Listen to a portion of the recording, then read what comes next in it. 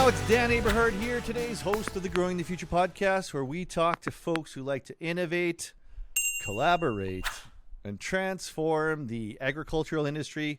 Welcome to Season 5, Episode 2. Get notified about our new episodes by signing up for our newsletter, growingthefuturepodcast.ca. Listen to all of our past episodes there.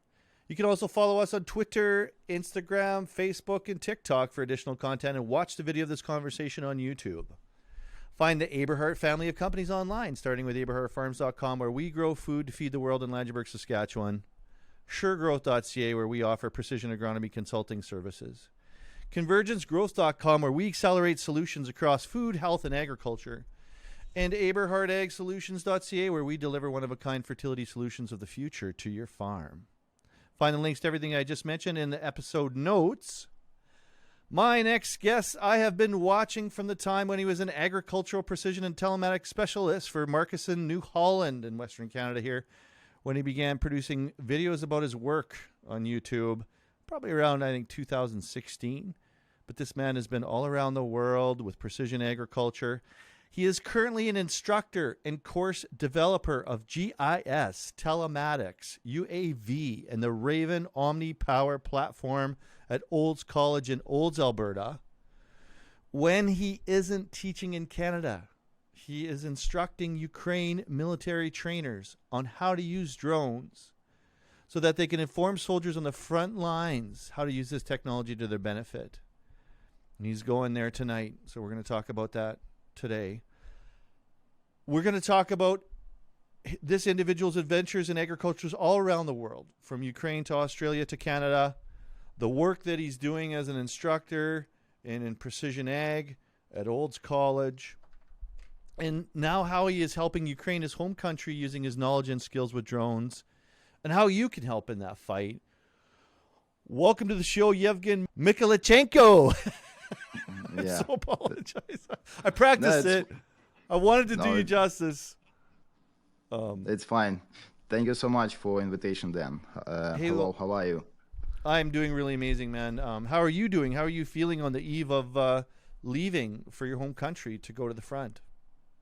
That's fine. It's a regular thing with me since the war started. It's not a big deal, I would say. It looks scary more from sitting here from Canada, but when you go closer to the front line, especially to your friends and some new friends, and you stay there for a couple of nights at every point, because I'm helping different brigades, different militaries. It's not scary like from here. Especially when you utilize all those technologies, including Starlink, high-speed internet, smartphones, drones, laptops, especially when you control the up-mentioned robots working here in Canada, and you are sitting out there in Ukraine. So it's a fantastic feeling when you can control everything from different point from different countries. So we erased all this distance between like continents and between different types of technologies. Just imagine yourself talking about this, let's say even 10 years ago. I don't say even 20 years ago. 10 years ago, we couldn't imagine that me, Ukrainian guy, sitting here in Airdrie, Alberta, you in Manitoba, we talking about autonomous farming and robotics technologies and the drones and the war going in Ukraine and all that stuff, and all we pay for it's just an internet. That's it. That's so crazy amazing. I remember my first time when I went to Great Britain when I was 19 years old for my student practice, and the only opportunity to connect my parents was send them email from the public library, the town Faversham. It's a southwest of Great Britain. and wait for a response maybe for like a week or two. Or you call in, you pay for your international calls $100, like just to hear a voice of your family members. But right now it's just like cling, and like today I'm flying away at 8 p.m. Sorry, Calgary, London, Warsaw, and then to Lviv, Ukraine. So I have a plenty of time. We are talking, and I know that that plane will be just on time. I control everything I receive.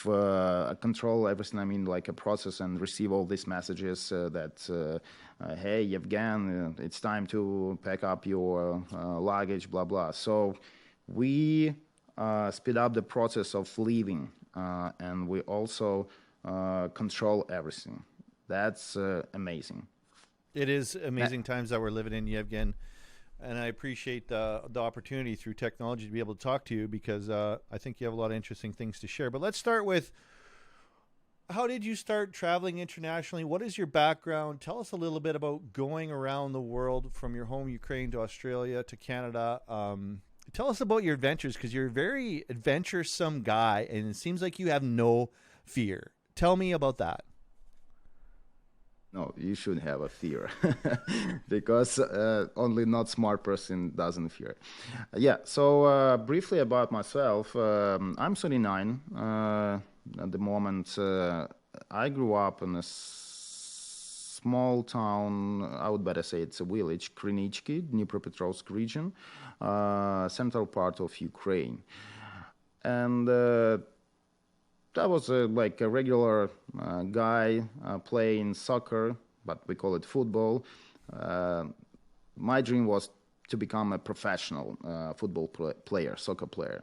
But I became only a semi-professional, unfortunately. But I still play, like I have a drills here in Calgary with my guys, and we play at the first league of soccer here, but not like when I was 19, for sure. So then I entered to a couple of universities, and I chose Dnipropetrovsk State Agrarian and Economics University back in 2001. Now I'm a professor of that university because I help them to develop courses for the students in order to get their higher education. So I have some books with my name on it, and students really like it. It's all about the technologies. So then 2006, then as I previously mentioned, I had a student practice back in student practice in Great Britain. It was like my goal to earn some money and open my own business. That's what I did. I'm the person that always win or trying to win. Every time where I take a part of any actions. But I'm also that person that can accept that I lost something, like I lose the game, but I need to make some conclusions and try it again. So I accept everything that I've done wrong. We are not perfect. We are human. We always do some mistakes. Okay, let's leave this. All right. So then I had my own construction company. I tell you, I'm from a poor family. It's not like I'm from a rich family. My first laptop was purchased by me in 2004 in Great Britain, and my parents gave me $1,000 for that trip, and I returned that $1,000 later, 1 year later. So it's not like, here kids in Canada asking for like some car or like PlayStation, and parents just buy it. No, I'm from different family. Even your parents, like my parents, I should return that money to them. Yeah, and I grew up in the middle of 19th, and it's times of bandits and mafia in Ukraine, former Soviet Ukraine countries. It's rough times. And I learned much from there.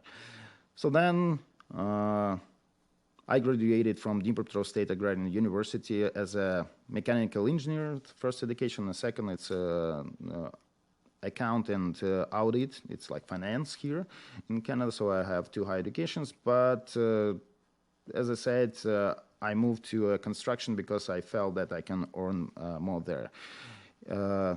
5 years later, it was successful business actually. I involved all my family members. They earned good money there.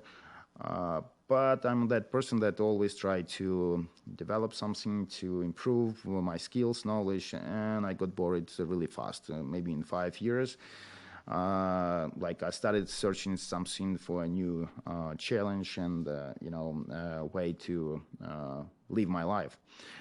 And and one of my friends asking me, we are looking for a real service manager from CNH Industrial. It's a part of Fiat Group. It's a Case New Holland, two big brands of agriculture machinery. And I passed that interview and became a real service manager, being responsible for two countries like Ukraine and Moldova, with over 15 dealerships like Case New Holland. I remember first 3 months I spent just reading books, service operating manuals of different types like combines.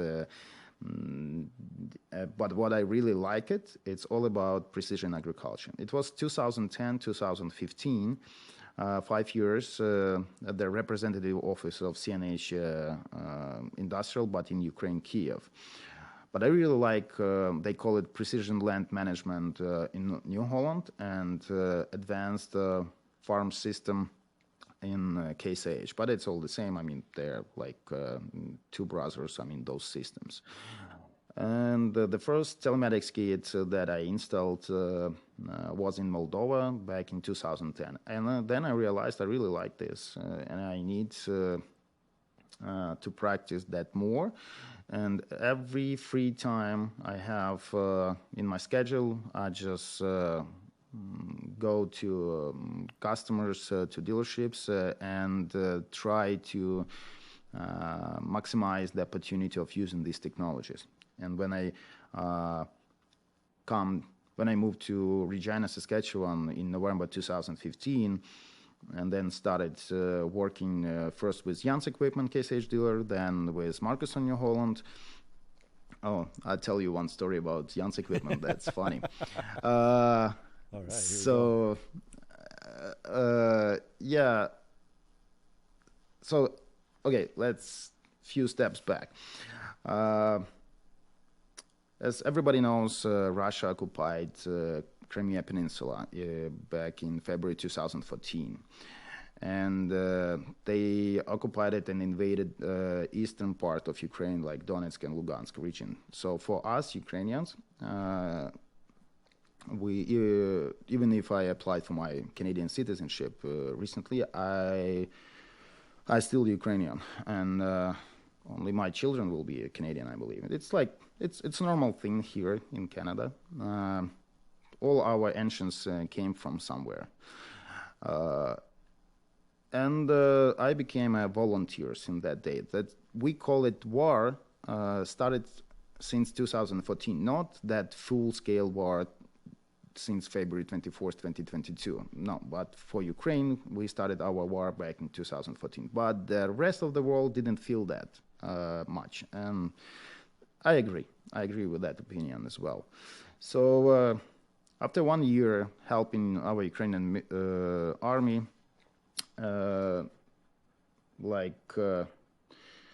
but also including the corruption, the existing corruption that they in Ukraine parliament and government, it was February 2015, I realized that I'm done here. I can't keep helping while the other politics keep stealing money from the budget and blah, blah, blah. And so it was just a regular day. I was driving from my apartment to the office central downtown of Kiev. But I wrote a statement that I'm gonna leave the company and I want to start my new life, my career somewhere else, but not in Ukraine. Maybe it was. I don't know. Was it a right or not right decision? But it was my feeling that day. So yeah, I got good financial support from CNH that I'm glad. I want to say big thanks to this company because they taught me everything, even how to write simple stuff, like to write email, what you should write there. I forgot that word. And sorry for my accent, actually, and for grammar in English. No, it's excellent. But I'm Your trying English to is improve. excellent. No, you're doing great. It's perfect. So yeah, and I started searching based on my my career in the international company as a CNH industrial. I spent a lot of time in Belgium, US, Poland, Great Britain. I really like Belgium and Bruges. It's my favorite city out there. If I would have a chance to relocate back to Europe, I believe 90% that's all about the Bruges. I Why do highly you like it? recommend to what Why do you like it? it's all about the Gothic style. I really like history, architecture, and if you ever seen the movie with Colin Farrell in Bruges, it's a black comedy, and just watch it. It's fantastic.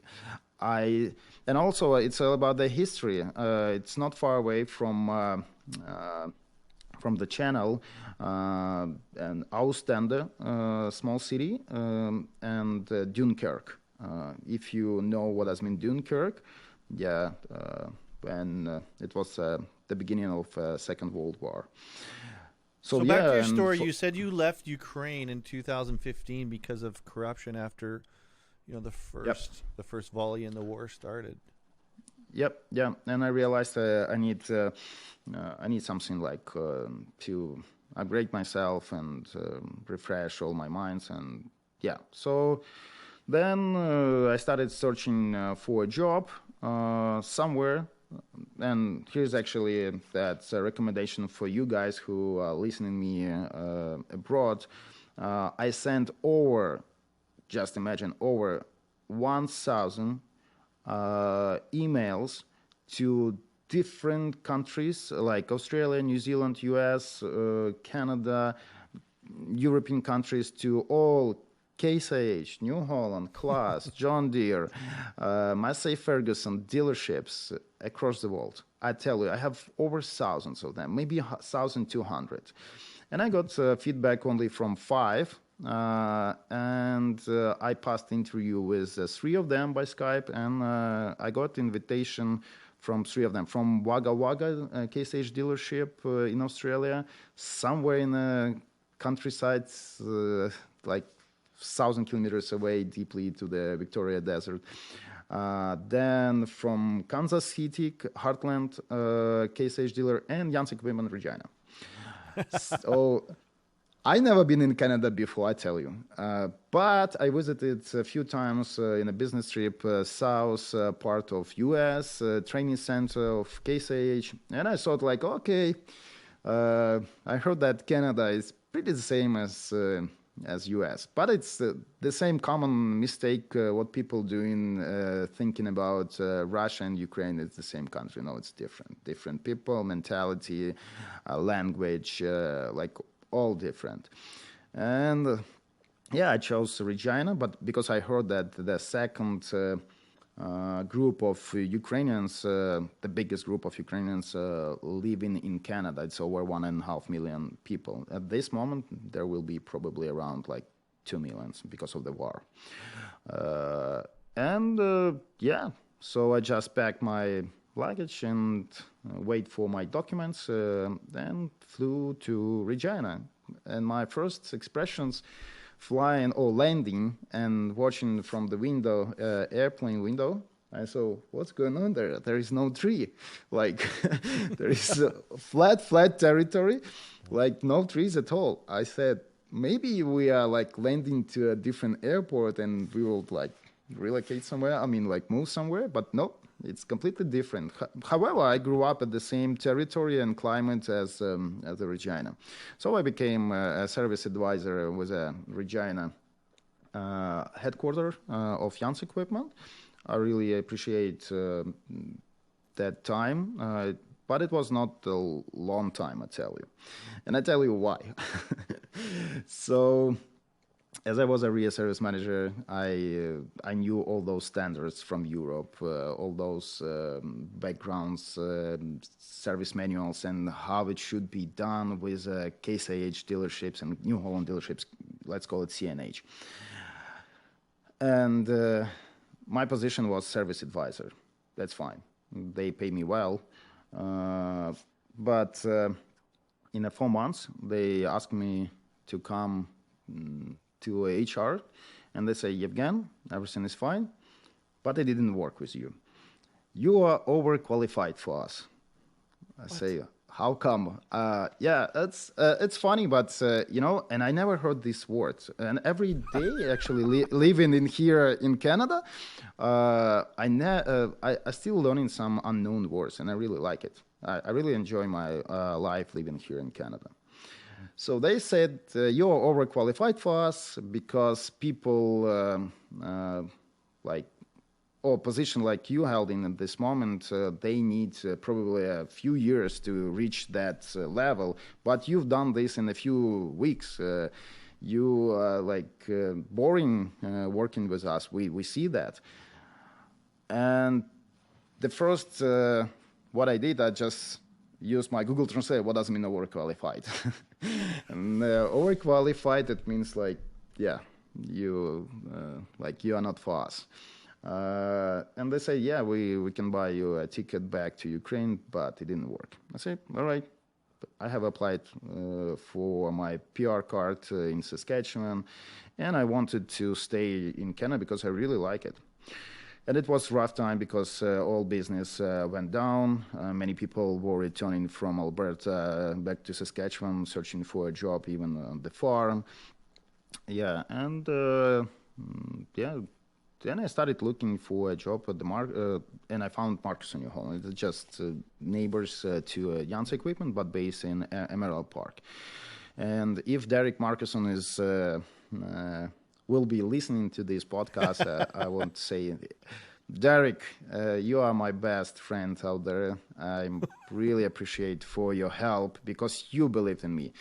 Because I remember your eyes like this, that Ukrainian guy coming to him, searching for a job from precision agriculture, talking something about telematics, precision agriculture, about all that stuff. And you really believed in me. Yeah. And as I started looking for a job, official job within the province, and I found 3 of them, but they were based like Kindersley, somewhere Outlook, and Badges Lemberg, Saskatchewan. But in 4 or 5 months later, Derek offered me a job on a new position, precision agriculture specialist. The only thing he asked me, have you ever worked with the drones? Honestly, yes, a few times, but not professionally that day. So I say, all right, let's start it. And I started a new position. It was a brand new, and I met, and again, I want to say big thanks to my former customer as C2 Farms, Delash Farms. Unfortunately, Mark Delash passed a few years ago. Cambridge Farms, all family from Cambridge, they really believed in me. And they agreed to launch all those systems like precision agriculture, telematics on their farms. And a year later, I got a phone call from CNH North America, especially from New Holland, and they were looking for an answer, like what's going on around Regina, because a year ago, nothing was around Regina. And now they have over 20 units, 20 icons, like combines, tractors. like working around Indian Heads, Regina, and then Estevan, that direction.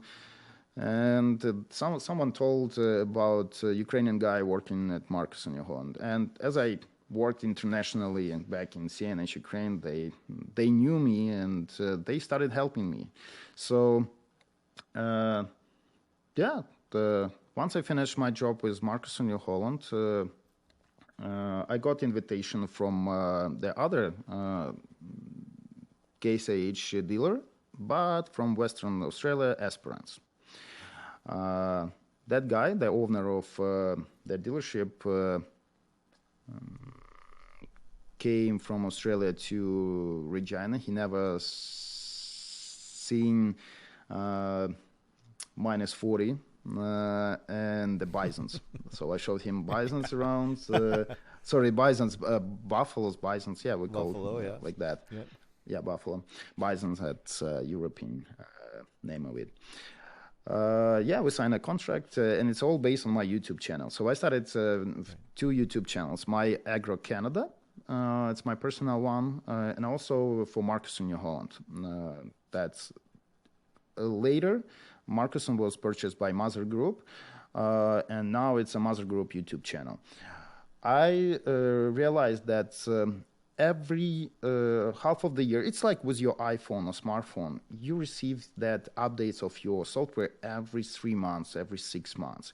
The same with the service manual and with the displays like FS Pro 700, Intel U4, if we're talking about Case in New Holland's displays. The same with the John Deere Green Star 3 or 4. Every time when they send you update, they change the layout of the buttons. So just imagine if you purchased the combine, let's say in 2016, but you're still utilizing that display, and they change that software for like 2 or 3 times. And if you want to solve some issue, technical issue, you have to go to your service manual or operator manual, open, but you see a different picture. It's not the same like on your display, and you're confused, and you don't know what to do. And especially with a service support from these brands, it takes you forever, like week or 2, but for agriculture business, 1 day costs you $1 million if you just delay of seeding or like you postpone your harvest. It's big money. So you have to solve this issue as soon as possible, like in a few hours, I guess. And I realized I need to start doing short videos, but real videos, not the presentation. Instead of just reading all that 500-page service manual, you better go to a YouTube, type what you're looking for, and got like 2-3 minute video with your answer on it, like how to upload the prescription map, how to download as applied map, how to install the telematics, different types of telematics, and how you can control like geozone, curfew, like a bunch of stuff. And if you go to Mother Group YouTube channel, you will see all those videos since 2016-17. Is that why people are watching your videos, for instruction? That was the purpose of them? Yeah, and I really like with the Trimble company, working with the Trimble company as well, as sometimes they even watch my videos. You have to understand, because if you hire like a new person, you spend a lot of time, a bunch of time to teach him, and nobody guarantee that he will not leave your company in a few weeks or months, and you have to start it over, but with a new person. So it's better if he just goes through this like a library, like a playlist of those videos. But it was again, it was a real, on time videos about the existing technology, the existing buttons, like geographical information system software like FarmWorks, Trimble desktop software, Trimble Online, AFS software, PLM, John Deere operational system, like blah, blah, blah, blah. So you see, and I show people how to upload the prescription, how to utilize the drone for this purpose, how to identify the zones, how not to overpay the other companies who want to charge you for nothing, just for air. I can't tell the name of these companies, but they know me well, because every time on a Eigenmotion show or like Regina Agribition, when they saw me, they were just closing everything, because I always come and ask, okay, you're like a salesperson, tell me what that color means. And they couldn't even explain what the difference between green and red color of IndieVi images back in 2016, for example. Come on, guys, you are selling this like 10,000 satellites images, and you don't know even what does mean infrared spectrum, like all that stuff. So I'm that person that I never charge if I don't finish my job, my operation with the customer. Never. I never charge for the air. I call it air because it's really air. It costs nothing. I show people on my videos how you can do it for free, really for free. All you need is just follow those videos and click, click, click, click. But also, if you have a bunch of time, because it takes you not just 1 or 2 minutes, you have to do it. You have to train yourself every day. Yeah, and so that's why I became really keen to these technologies and more practical guy than theoretical guy. Because, as I said, you can't follow those operator manuals every time when you purchase your combine. Because you purchased combine 2016, but you are working and living 2023. So it's like 7 years old operating manual. Come on. It's already updated for maybe 10 times, and it's completely different what it's reading out there. Updating, if we're talking about the GPS receivers, displays, a bunch of modules, and all that. So I moved to Australia. I did the same with Australian case edge dealer, and I really like it to work in Australia. I was so impressed by their desire to follow CTF technology. It's control traffic farming. It means when all your existing agriculture equipment on the farm upgraded to the same lines. They call it tram lines. Yeah, actually, I remember my dad explained to me that in the Soviet Union, in Ukraine, they had the same technologies from the mid of 60s, 70s, but it's gone. It's gone. And I don't know the reason why, but I believe it's all about money. How much does it cost to upgrade all your equipment? Because you have a ratio of 1:2, 1:3, 1:4, depends on the working ways of the equipment. But these guys in Australia, they crazy. I tell you, I really like to work with them. They crazy. They crazy even about that 10 centimeters. I remember one farmer. By Ravensport in Western Australia, he asked me to come like 150 kilometers away from my location just to update his tram lines, because his tram lines moved offset 10 centimeters for the whole tractor. Come on, it's 10 centimeters, it's nothing. Like for a regular farmer around the world, but not for them. They know. I want to be precise, like 1 to 1 centimeter. Really crazy. I really like it. What is the benefit of doing that, Yevgen? Why are they so passionate about that?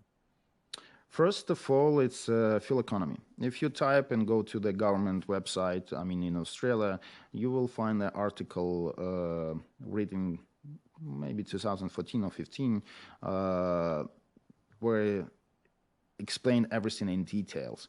That it's all about the slippery fuel economy, and they increase their yield up to 14% just following those tram lines. Because the soil in Australia, it's not like in Canada. We are very happy living here in Canada, and especially in Ukraine with a black soil, rich soil. But down there in Australia, they are struggling against sand, clay, rocks. That's they call it soil. It's horrible, but they're growing. I was based at they called wheat country belt. It's between like Perth and Esperance. So having that tram lines. Oh, I remember my first meeting with Australian farmer. Was almost kicked by him because I had my ute, they call it ute, not the truck, but ute was, and I just drove across the field. And I see that someone like driving behind me and just like flashing lights, like horning. I stopped, he say, who are you? Like, I say, I'm a new guy, like from Precision, blah, blah. He say, he took me like, and was ready to punch me. And when I explained him in details that I just landed a few days ago, and it's my first, first my experience here, he said, never do this, because if I will see you again, that you are driving across the field, I will really punch you and nobody will help you. And I realized why. So, because they just follow the tram lines, and he showed me why. When we were staying on that tram line, it just like you are feeling like you are staying on the asphalt, like a concrete. But one step aside, like a 1 meter aside, I just like fall down for a meter. It was so poor, and they utilize the deep ripper, they call it, or subsoiler, on a depth of 50 or 60 centimeters. I don't know what's going on. I'm not an agronomist, but I don't know what's going on with the soil, but they do that deep ripping every 5 years. And they're so crazy about this deep ripping because it will affect your future yield. And also, it was funny when they called header as a combine and header as a front. So it took me a few weeks to change my mind. As we call it header, they call it front. How come? And then when you say, like, where is your combine? He said, what are you talking about? I say, combine is just like, machine. He said, no, it's a header. No, it's a combine. So we just argue them. But it was a great experience, and I should stay there. But again, we planned our first children there, and the immigration policy changed back in March 2018.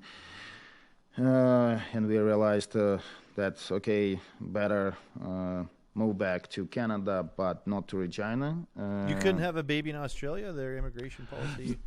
Yeah, you could. I mean, but my goal was I want my baby, my children have a choice. I don't want they have a situation like I do, or I did. People, they have to have a choice, but having, for example, I don't say that Ukrainian passport is a bad thing. No, for sure, but it's limited. But having, for example, Canadian passport or Australian, you can go and work wherever you want, US, Canada, Europe, but not with Ukrainian passport, as you have to wait for your visa, you have to prove your financial status, blah, blah, blah. It takes you forever. And you can just lose the opportunity of that job opportunity, let's say. People must have choice every time. They have to decide where I need to go. There, which employer I have to choose that. Like when you have a choice, you can improve your skills. You can feel as a free man. Because if you are limited by your employer, you can't show the 100% of your potential. And many people are scared, and they're really afraid to show their skills because they were said that, okay, this is your job, this is your time from 8 to 5, and this is your responsibility at your working place. That's it. And many of them live their life even don't know what they can do, like for the whole world. When I'm teaching my students everywhere, like in Ukraine, in Canada, I always say, never link to your, let's say, house or like car until you reach your 30, 35. You have to travel as much as you can. Not travel, but working internationally. Absorb that international experience from different countries, from different farmers. Let's say if we are talking about agriculture, right? Different farmers, enterprises. Just absorb the best of the best information that you can reach.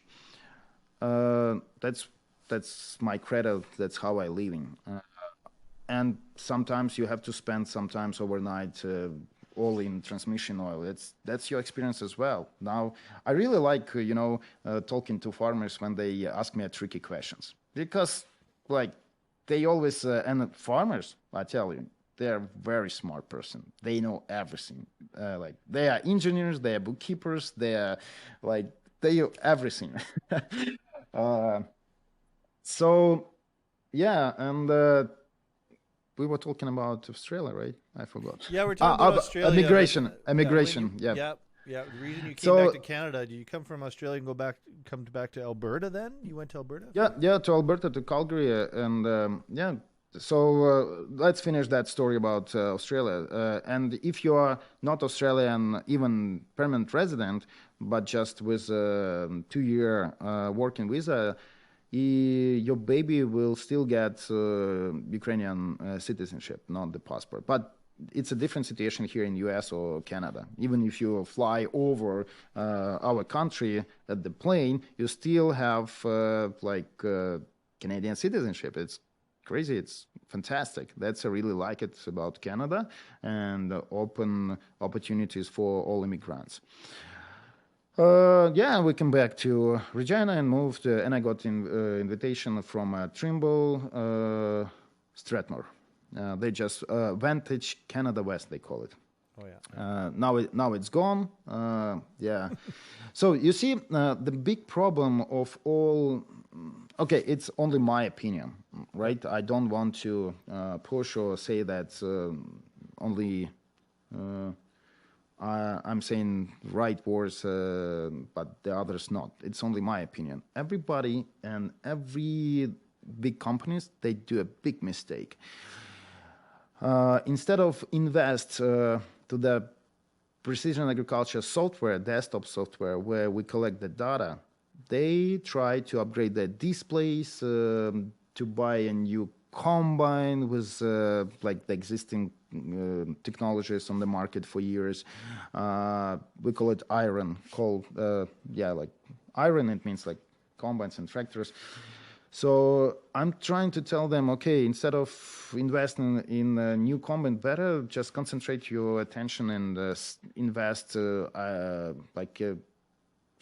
$10,000 or $20,000 to your software and hire some person if you don't like this technology, but hire some young person who would start collecting the data, building the prescription maps, flying your drones, satellites, images, all that stuff. Again, I don't want to tell anything bad about here, but my feelings, as I travel much and I work with different farmers in Ukraine are really crazy. They are so keen to these technologies, and it's really hard to find now a farmer without agronomist flying the drones in Ukraine. Probably 70 or 80% of all those big enterprises, they have not even the drones, but their own software. So they build own software. They don't purchase it from Trimble or like CNH. So IT technologies in Ukraine are in so high level. I saw that there is a movie going in Ukraine about IT technologies in Ukraine. It's crazy what's going on there. And the same with agriculture. So Yeah, and there is a room where to grow up. To grow for farmers here in Canada, and I really like to work with progressive farmers, which who are, for example, at this moment for me are Carlsonek, Blaine Gates, who are based here by between Calgary and Three Hills, like Wade McAllister by Innisfail. I really like them because they're open. They're ready for these technologies. So yeah, and then we moved to Calgary. Then I divorced, and it's my second marriage. We married with my second wife during the war in Ukraine last March. So yeah, and then after these adventures.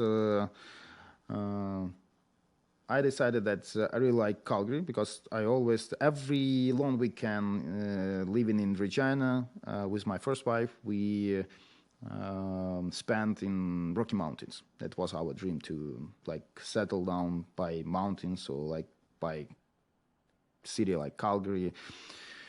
Yeah, but then I had some like 1 year of my own business. It was a consultation, and I moved to far east of Asia, close to the North Korea.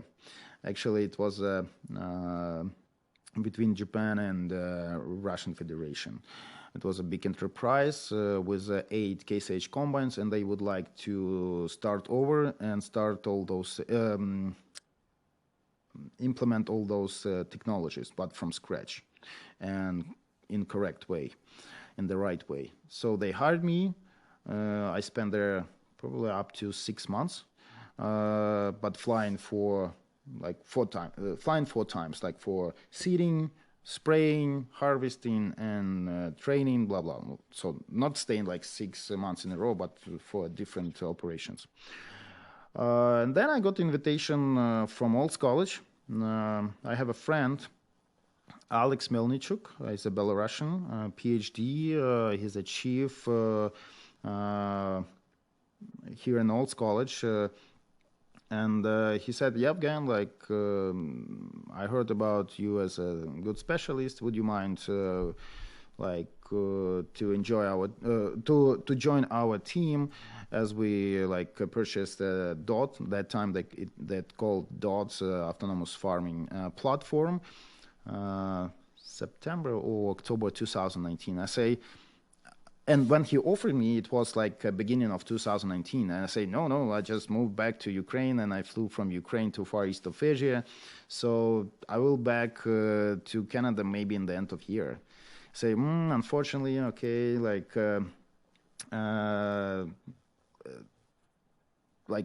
I don't promise you that we will hold this position for you. I say, all right, I can't do anything. I just signed the contract for 1 year. Okay, and again, I want to say big thanks to James Benke, the former dean of Berkman faculty here of a Precision Ag in Olds College. We got our first Skype meeting.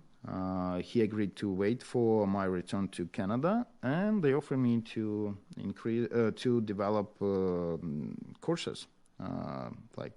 It was my first job with the Olds College in November 2019. Yeah, and it's a fun story again. As I really like mountains, and I was divorced that day, and I could afford to go for the whole day, taking my laptop and all my thoughts to the mountains and just focus on my job.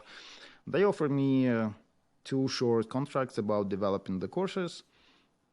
It was the beginning of December, and I say, okay. And as we are Orthodox, Ukrainians are Orthodox, we celebrate Christmas on January 7th. And for me, in December, there is nothing special to do. And I signed the contract, and they gave me a time to develop those courses till 1st of April or 1st of May, something like that. So I had 5 months ahead. But I worked really hard every day, and I convert my thoughts, my experience from my head to the paper, to the Word pages. And I have a best friend living in New York, and he invited me to visit him in January 2020. It's just a few weeks the COVID started. And I booked my flight to New York. It was my dream to drive from New York to Florida, Miami, spend there like 2-3 weeks, right? But I knew that I had to finish my course development.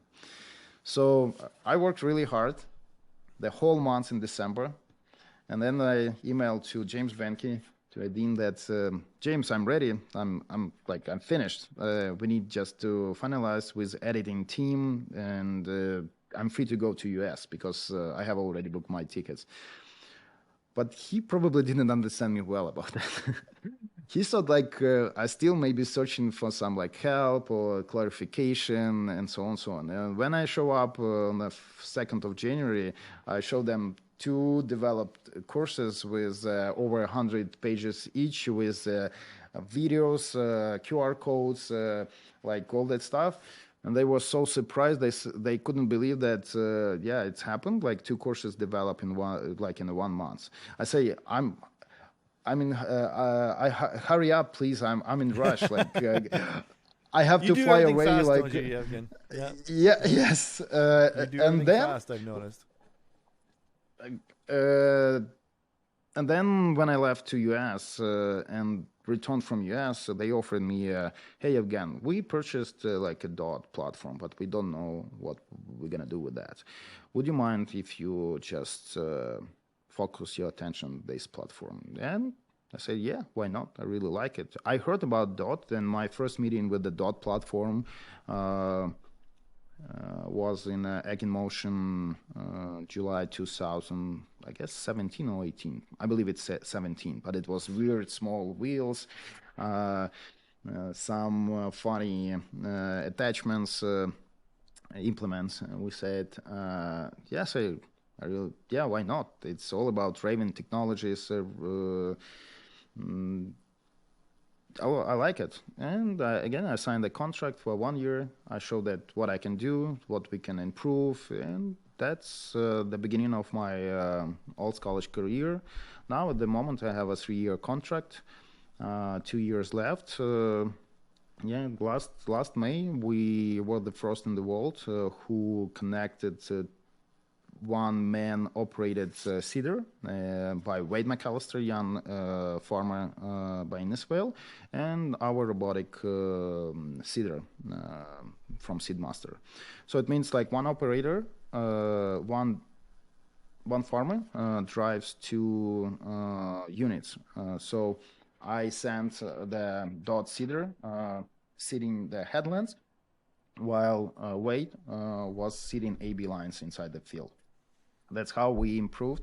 We speed up seeding of the field, and we seeded 33% of the field. That's a great, and again, it's not theoretical. It's all about the practical. So everything is done, everything is working. So here you go. All you need, send your students to our alt college, and they will get great knowledge and experience working with us. They will be working with me since the first day. They'll be working with me till midnight, fixing all those issues. And it's not like sitting at the truck playing with the your display or laptop. It's all about okay, we have pressure losing in the system. Let's figure it out what's going on. We have plugged shanks. Okay, let's stop and go at 2 a.m. and clean those shanks out. So yeah, it's all about the practice, and I really like it. And I trust my students. Since the first day, I give them the remote control, and they operate this the dot. Now it's OmniPower. They call it OmniPower. Right. That's, yeah. What a story. What an adventure, my man. That's incredible. Were you shocked? Were you shocked in February of 2022 when Russia invaded on the scale that they did? Me, personally, not. I knew our Ukrainian army. We made conclusions after 2014, and I was pretty sure that we can defend our territory. So me and my second wife, we just arrived to Ukraine a few weeks before the war started, and we should marry in Bucha. Well known about that massacre happened by Russian soldiers, where they killed over like 400 people. And as I still have an apartment out there. But my wife, she went visiting her parents in Kharkiv.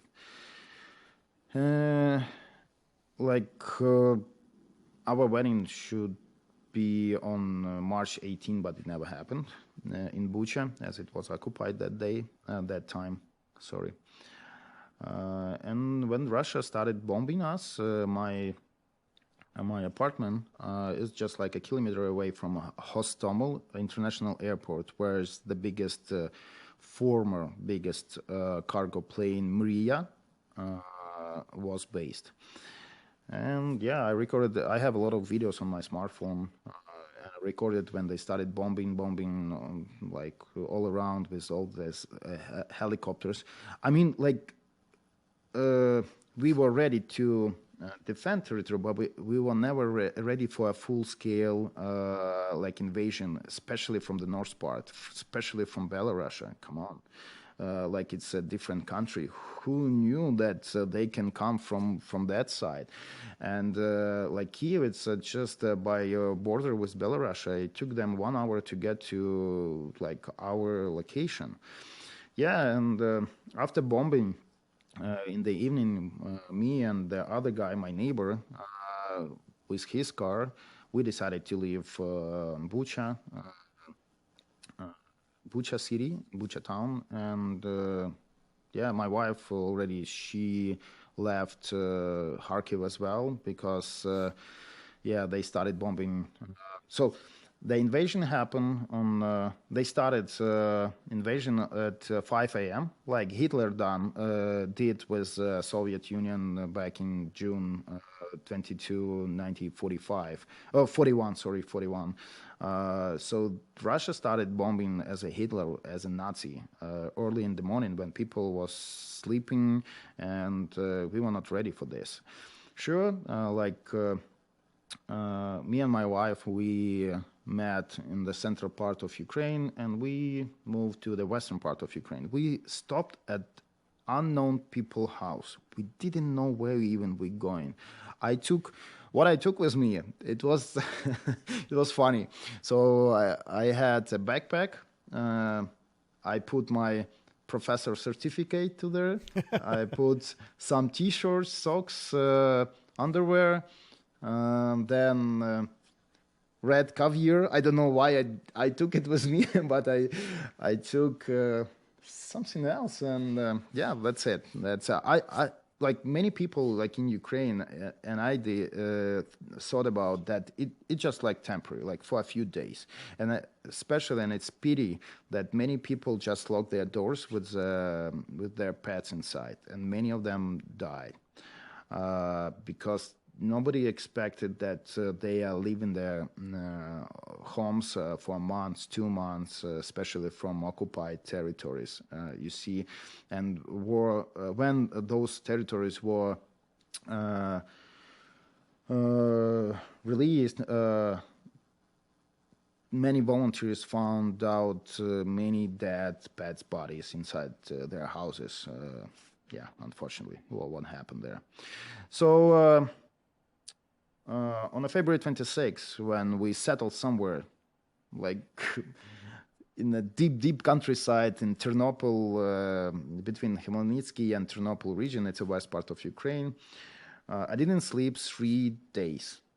I tell you, human body can't sleep 3 days. It's such a big adrenaline in your body, so you don't sleep. You don't need even a coffee for that, because it was incredible time. And few days later, I went to a local territory defense, to a military base, and say, okay, I want to fight. Like, I want to pass some trainings. And I tell you, I never been in the army. I never. But after a few days of training with a weapon, but I know how to shoot, with an AK-47 or 74, that Soviet guns. I know how to assemble, disassemble that. It's easy. And I went to that military base and I say, hey, let me start doing something more unique for you. Let's me doing some like drone trainings, and I can supply with the drones from Canada. I have many colleagues and friends who are here in Canada who can financially support us. Let's do that. He didn't understand me well, probably, because he was ready to send me to Bayraktar. It's a super military drones, a Turkish one. I say no. I have to return to Canada by 1st of April, and then I can fly back and forth. But I need to be with the college and with that seating first. And I have students. I have many stuff to do in Canada, but I can't sign the contract with Ukrainian army because then I will get, especially with the Bayraktars, then I will be stuck for years. And we clarified everything, and I texted a first message to a Facebook group, Ukrainian Soft Cavalry, that, hey guys, I'm looking for not even brand new drones and commercial drones like DJI Mavic Pro, Pro 2, Mini 2, Mavic 3, Mat 3s, DJI Matrice 30, 300, it's different, no matter, but we also accept even a used one. So, as I'm pretty well with film editing and creating videos, all I had is just my iPhone 13 with me, and I realized again that no operator manuals, no service manuals. We need something really fast, really usable, and just with you and without internet access. So, as it was the beginning of the war, and you couldn't fly your drone in Ukraine because otherwise you will be shot down by some nearest soldier, I found one farmer by my place, by my location, that would agree that we utilize his territory for the military trainings. That's how we started our drones trainings. And I started receiving drones from Canada, first group of 10, then 15, then 10, 15, and different types. And okay, for example, just for you, Dan, maybe it's some irregular stuff, but for us, no. For example, people die on the front, right? And you can't teach only one person, one operator of the drone. You have to have at least 10 of them for this training, because some of them can die maybe in a month, maybe in a week, maybe in a year. But if he will take his knowledge and trainings with him to the grave, it means they have to send those guys back again to me, and we spend the time and time. So I realized that I need to create some instructions how to utilize the drone. And I started recording our trainings and instruction, how to set up the mission, how to turn on specific buttons, how to hide yourself as an operator, how to turn on the geolocation. Then we move to the anonymizer, we call it, device, where Russians can't identify your location. So I can't tell you all these tricks because you know why.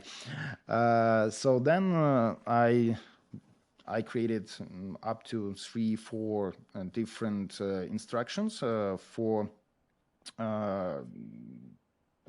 different types of the drone, so they can transfer that instruction. And if you don't have an internet connection back there in the front, so they can easily just go to your telephone, to your smart, and go through all that. Oh, I forgot that button to click on that button. Click. Oh, we are flying, for example. Also, probably you heard about drone deploy app. It's a pretty common thing. I started working with that app since 2017. You see, it's so easy. I mean, you utilize, so everybody say, how can we send our drone and it takes the GPS lines and fly itself? Say, so easy, drone deploy, boom, for free. All you need is just make a square, send him a mission, make him a mission and send him to there, and then he makes 700 high quality photos, then stitch that it together, then you have a 3D map of that location, and you don't even need to operate that drone. So where I'm heading to, I'm telling that our agriculture technologies, not only in Canada and Ukraine or like in Australia, like everywhere, we are so far ahead compared to a military. And that's why all my Ukrainian former colleagues and friends from agriculture business became really popular among militaries, because we agriculture guys, we are far ahead of militaries. Not for the 100% of like all businesses, but specifically about the drones, and because this is a new type of the war. It's not. It's a rare thing that you can see that soldiers shoot each other, like from the Second World War, Vietnam War, even Afghanistan War. It's a war between artillery guns and the drones, because drones helps you to correct the fire. Now drones even drop the bombs, killing Russians.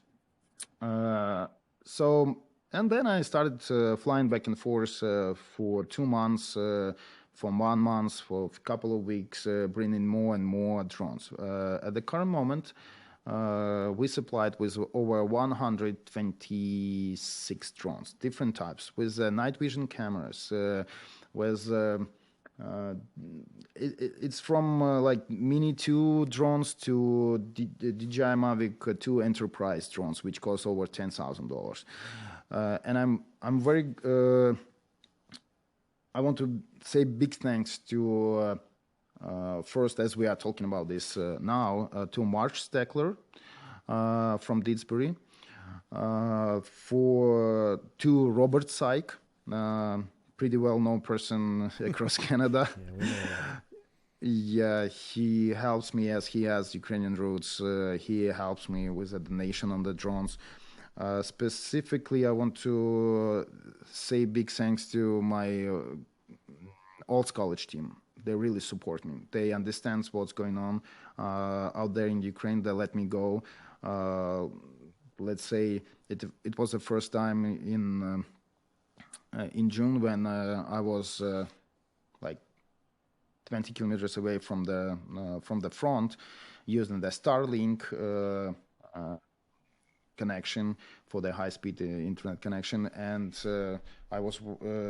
I launched the robot, the OmniPower, which was spraying here in Alberta by Olds, but I was controlling him. Sitting on the hill trying to catch a better signal in the midnight, because as we have a difference of 9 hours, it took you like 9 hours. They started here in Alberta at 9 a.m. for me there as like 6 p.m., something like that. Yeah. So it's a great opportunity actually to test all this technology on a practice, yeah. So.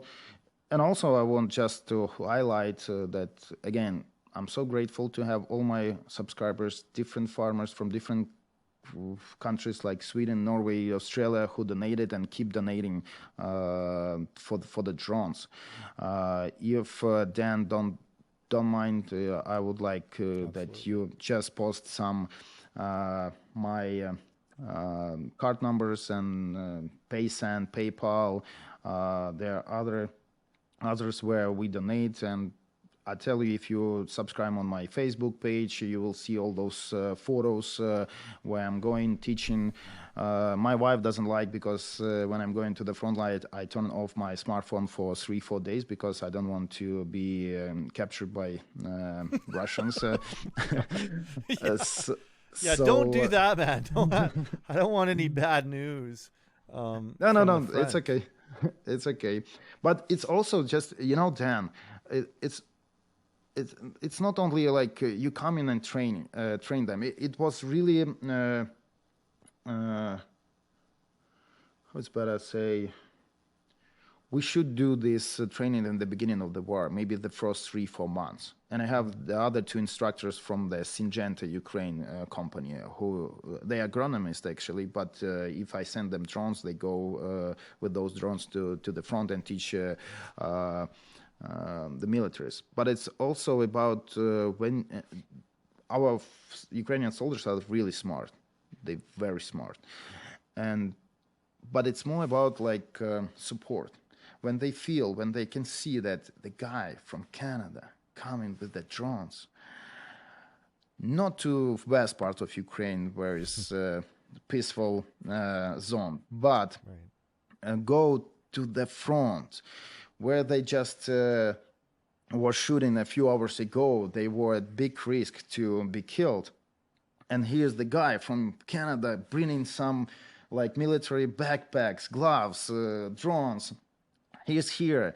We can actually, they don't drink alcohol at all. I tell you, that's forbidden at the front. We can drink a coffee or tea with him, and he sleep with us. He spent 2-3 days with us. Like wow, for there it's like inspiration. It's inspiration for doing some like extreme work. And every time when I fly, it's like a drugs.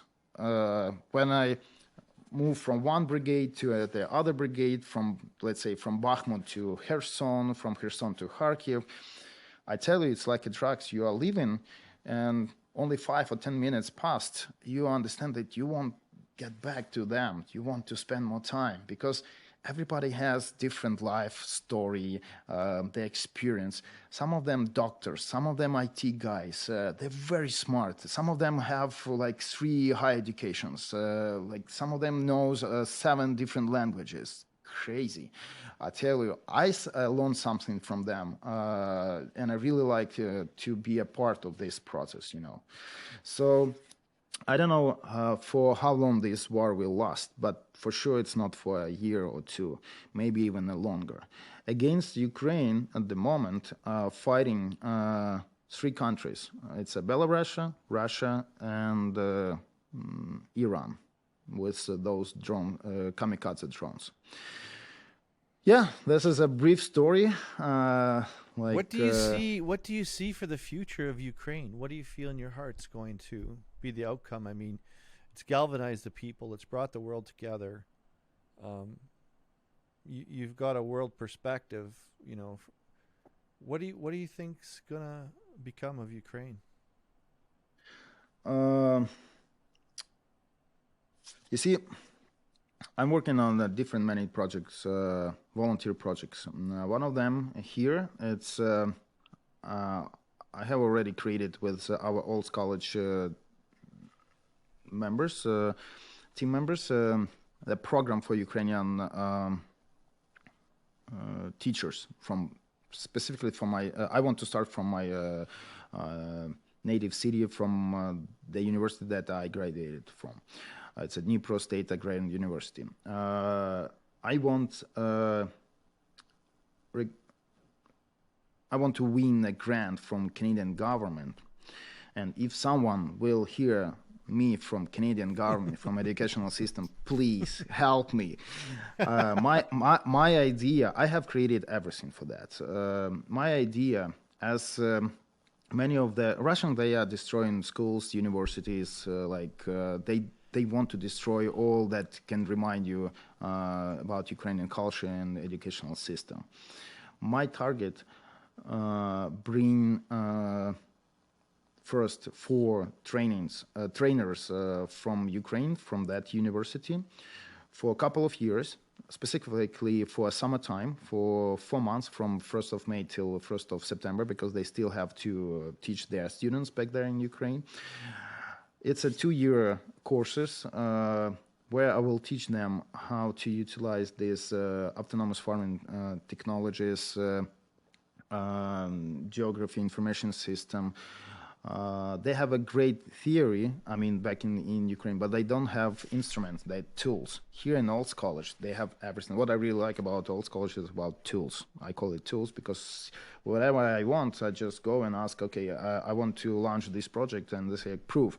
I proved, and they give me that project. Joey Agnew, if you listen to me, thank you so much that you trust me and believe in me. It's our vice president. And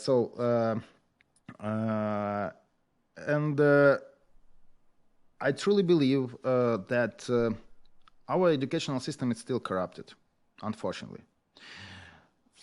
My target to change their mentality completely, from the ground level to the high management.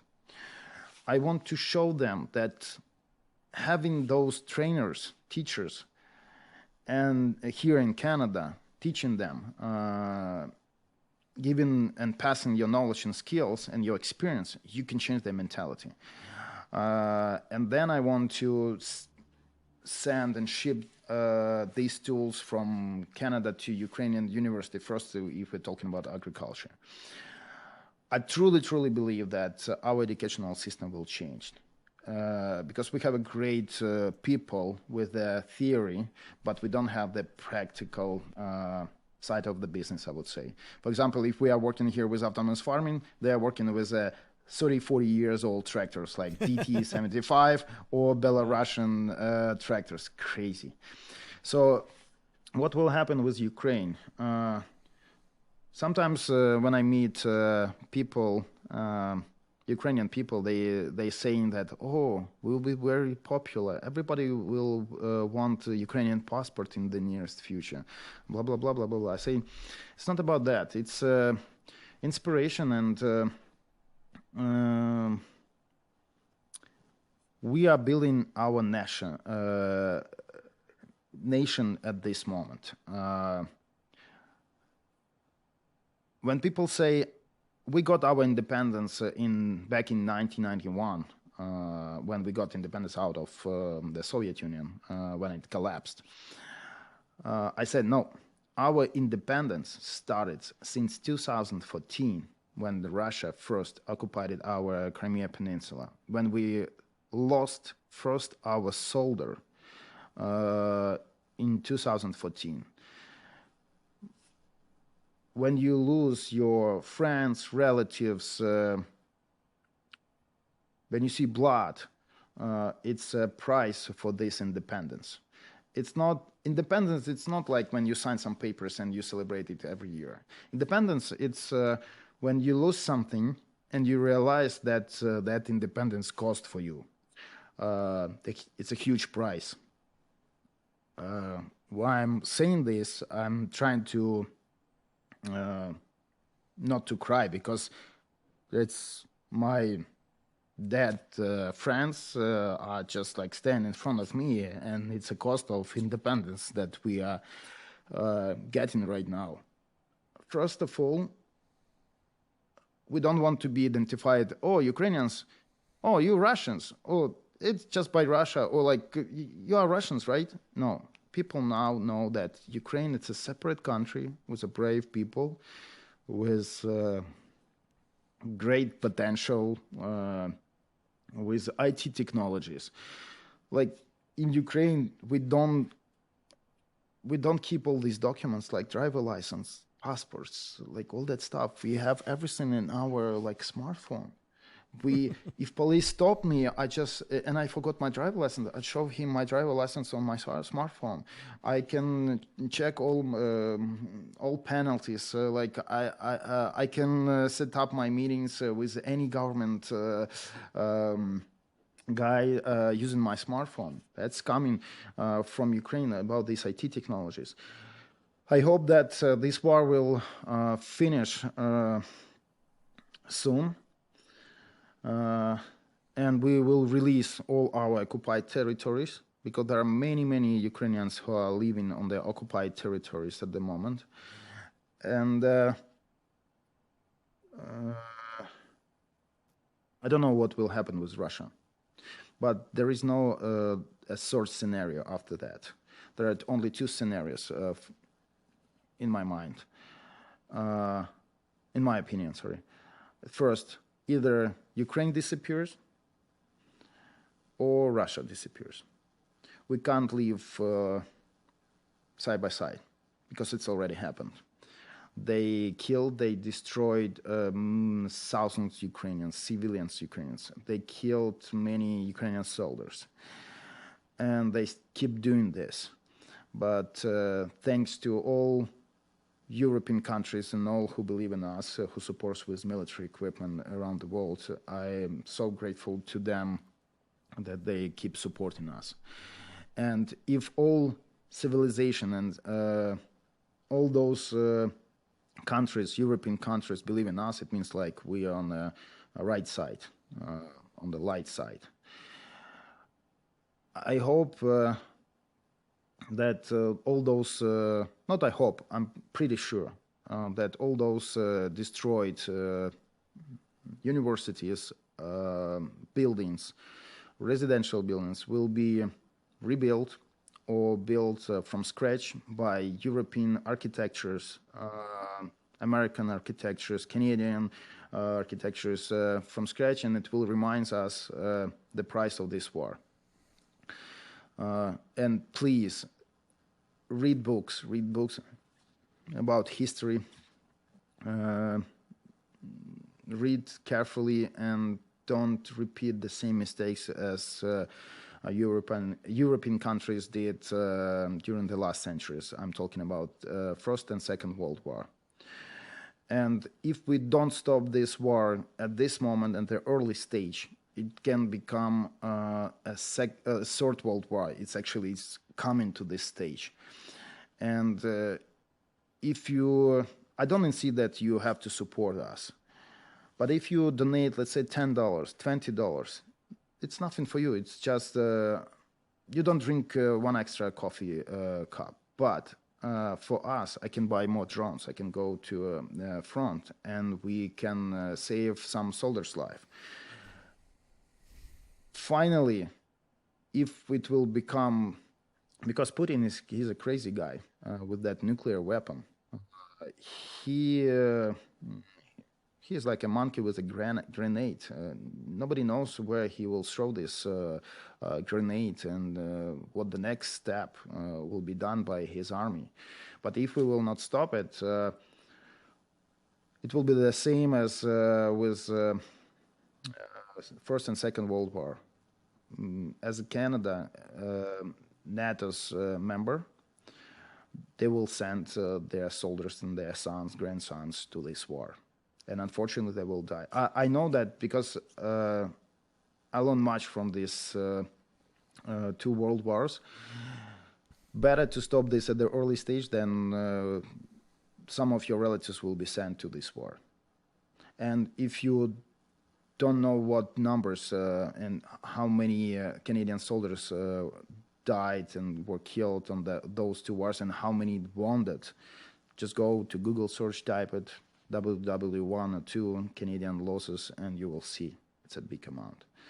So let's please stop this at the early stage and like this. Yevgen, incredibly proud of what you've done. You know, you traveled around the world and did a lot of good in agriculture, but what you're doing today is, you're not just fighting for a country, you're fighting for a whole way of life, a whole concept. And you know, we talk a lot about freedom, but there is a price to be paid, and many of our men and women paid that price here, like you say, in a number of world wars. And I hope that things will end in some sort of conclusion. Who knows where this is going, but good for you for having a vision for Ukrainian education. That's a big one. That's amazing. And you're obviously making a difference over there. And, you know, Ukraine is going to be, like you say, treasured in such a way that maybe before you couldn't imagine it, but when it's threatened to be taken away or obliterated from the face of the planet, takes on a whole different meaning. And Yeah, it's incredible. If people want to help you with what you're doing, Yevgen, what's the best way for them to help you? What's the best way for them to get a hold of you or help you? Sometimes if you have used one drones, no matter if you flew them one time or 10 times, it's still drones. I tell you, the drones life, drones live on the front for a week, 2 weeks, sometimes 2 months. It's a short life, I tell you. That's why if you have used one drones or a good military stuff like backpacks, gloves, boots, like I'm flying, I didn't expect that, okay, I should fly with only one backpack and 15 drones. But then I realized, okay, I have extra money. I got my salary payment from my old college. I can buy 5 extra drones, and I purchased it yesterday. And I purchased more. And my good Bulgarian friend Boris Todiv, he's a sheriff here at the local town. He bought some military stuff like boots,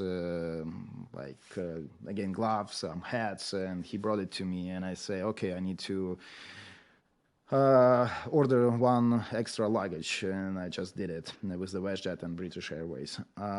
So I'm asking you, if you can't donate and you feel that you don't utilize some military binoculars, monoculars,